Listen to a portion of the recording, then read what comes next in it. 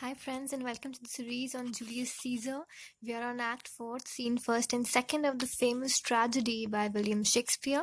And this lesson is presented by me, Palak Sharma. Few things about me: I'm an economics honors student, a poet at heart, a theatre geek, a mixture of Keynes and Shakespeare.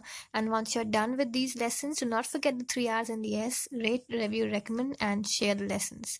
And here's my link. Follow me on Unacademy. Now we are on Act 4th and Scene 1st. Now Antony, Octavius, and Lepidus, these three people, they have banded together and they have formed a counter conspiracy now to destroy the men who kind of killed and assassinated Caesar. So Antony has a paper with the names of all those people who are the conspirators, and then he says, "These many then shall die, their names are prigged."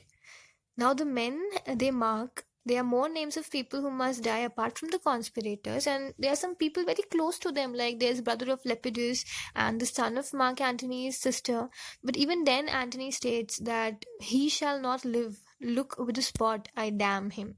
So it's not even his own people that he has left, and these three people have formed the second triumvirate. Now Antony then he sends Lepidus to Caesar's house for fetching the will which Caesar had written, which he had read in the second act and scene third, I guess.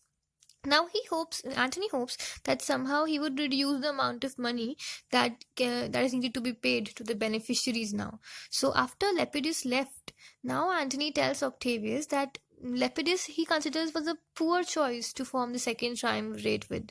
So then Octavius answers him saying that you may do your will, but he's a triad and a valiant soldier. So then Antony implies in his speech that he will eventually remove Lepidus from rule, but that they should keep him for a while longer. They can keep him for a little time, but then eventually Antony was going to remove Lepidus out of the second triumvirate. Now this was the act 4th and scene 1st. This was a very short scene. Now we are on scene 2nd, which is a bit bigger. So now in the scene, Brutus he has brought his armies to Sardis. Now what place is Sardis is? It's western Turkey. Now we are in Turkey. Turkey, all of you know it. It is in the border of Asia, and between Europe and Asia, it is shared by both these continents. So we are over here in Sardis. Now they have a camp over here, Brutus and Cassius. So there's a messenger whom Brutus had sent to Cassius to inform him that Cassius is not as friendly anymore as he used to be. So then Brutus remarks that thou hast described a hot friend cooling. So at that moment, Cassius's army suddenly arrives, and Cassius himself comes to him because he's angry with Brutus. He's not good. He's not on good terms with Brutus anymore, and he starts accusing Brutus of wronging him, of doing wrong to Cassius. But Brutus then makes him clear, makes him enter the tents that does not appear to be fighting outside the people, because that would decrease the morale of the army they are having. So Cassius is upset that Brutus has publicly disgraced a friend of Cassius for taking bribes from the Sardians. Sardians are the Turkish people. Now apparently what happens is that Cassius, he had sent several letters to Brutus urging that he should release that man for taking bribe, but Brutus had refused them. So Brutus is also furious that Cassius could even consider defending a man for taking bribes, arguing that Brutus argued that Caesar was killed for exactly such a behavior. He even says that what shall one of us that struck the foremost man of all this world, that is Caesar, but for supporting robbers shall we now contaminate our fingers with base bribes? He says that we are those people who had killed the great man. We had killed the foremost man, Caesar, for doing such things, and now for supporting these kind of robbers, will we stoop down so much? So they end up threatening each other, and each man is convinced that he is a better able fighter, and he will lead the armies. Both Cassius and Brutus, they're both fighting. So the two men they continue arguing all the time, and then Brutus finally tells Cassius that he's upset that Cassius refused to send him gold with which he had to pay the soldiers. So then Brutus says that I did send to you for gold to pay my legions, which you denied me. So now Cassius denies it and he's very much infuriated now. There's a lot of misunderstanding going on. So in exasperation, Cassius just pulls out his dagger and he offers it to Brutus. He tells Brutus that you can kill me if I'm such a terrible man. But Brutus he recants, and then they finally reconcile and then they embrace each other in friendship. So a poet he comes inside now. A poet comes inside, he forces his way into the tent, and he demands that the generals, that is both Cassius and Brutus, they both do not should not be left alone. He argues that there is a grudge between them, and they had already resumed their friendship, so they order that poet away. So it is again a personification that now Rome doesn't give any kind of respect to the poets. The love for literature has ended now in Roman Empire. So then Brutus finally informs Cassius that Portia, she's dead. Portia is dead now. So Cassius, he's surprised that how can Brutus be so calm? And then he asks that how she died.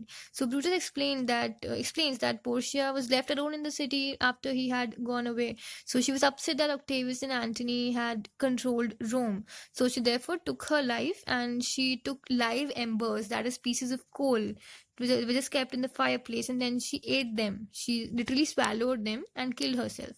And suddenly there's Titanus and Messala who arrive, and Brutus, he just immediately changes the topic. He changes the subject, and Cassius is very like dumbstruck that how can Brutus be so quick in changing subject when the subject is the death of his wife itself. So he takes him aside, and he asks Brutus that Portia, art thou gone? He means that is Portia really gone, Brutus? Because you don't look like she's gone. Brutus tells him not to speak of her anymore. And Brutus and Messala, they compare letters which they have received, and the letters inform that Antony and Octavius are going to march towards them from Greece. So Messala now, he tells Brutus that over 100 senators have been put to death till now, but Brutus says his letters only mention 70, and it included the orator Cicero, who had declined being a part of conspiracy we had seen earlier.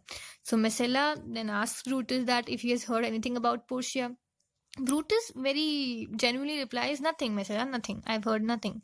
And he then asks Messala for news of her, that he's pretending to hear of her death for the first time. So he's such a nice person. He doesn't want his own sorrow to come before Rome's sorrow once more. He's once more acting the good boy he is. So Brutus and Cassius, they then decide that they should rather wait for the attack from army of Antony and Octavius in Sardis, or should they march to meet the opposing army in Philippi. So Cassius, he prefers to wait and keep his men fresh. So they are just planning for things now. And Brutus thinks that enemy is gaining power every day. So therefore, they should try to stop them wherever they are. So he instead wants them to march to meet the opposing army. So there's again a kind of conflict between them. So, but Cassius finally agrees with Brutus, and he leaves for his tent, and he wants to rest now for leaving early in the morning. So, but Brutus, he remains awake for a long time now. What happens is he orders two of his men, there is help, Claudio and Varus. He asks them to enter his tent and sleep there in case he needs some kind of help from them or some kind of errand to do at night. So Brutus then, he asks Lucius, who is sleeping here, he asks him to play a song on his stringed instrument, which he but what happens is he finally falls asleep with his instrument in his own hands. So Brutus starts reading a book at that time. Now, here what comes is the ghost of Julius Caesar. He appears and he causes the flame in the room to dim, because that's what evil spirits do. We have seen in every horror show. So Brutus then demands to know who has entered the room, and the ghost tells him, "Thy evil spirit, Brutus. It is your evil spirit who has come here." So Brutus then asks the ghost why he has come, and then the ghost tells him that he will see him again at Philippi, where they're going to march up till Antony and Octavius's army. The ghost then leaves, and Brutus, he immediately wakes up everyone else in the room. He orders Lucius to go back to sleep, and he tells Varus and Claudio, who are his help, to inform Cassius that he should take his army and start marching ahead right there and then. So this is the summary of the first and second scene of Act 4th, and we're done with the summary. In the next lesson, we'll be doing the analysis of the whole thing. What was the significance of Brutus's seeing of Caesar's ghost, and how is Portia's death significant in the whole play? What is the tragic element that has now started coming up in the play, and how everything is being destructed? This is the main theme of a tragedy, that it starts with something really great and flourishing and ends in chaos. So what chaos are actually happening now? This needs to be seen, and we'll be seeing it when we analyze this Act 4th, which we'll be doing in the next lesson. So yeah, that's it. Thank you. Rate, review, recommend, and share the lessons. Have a nice day.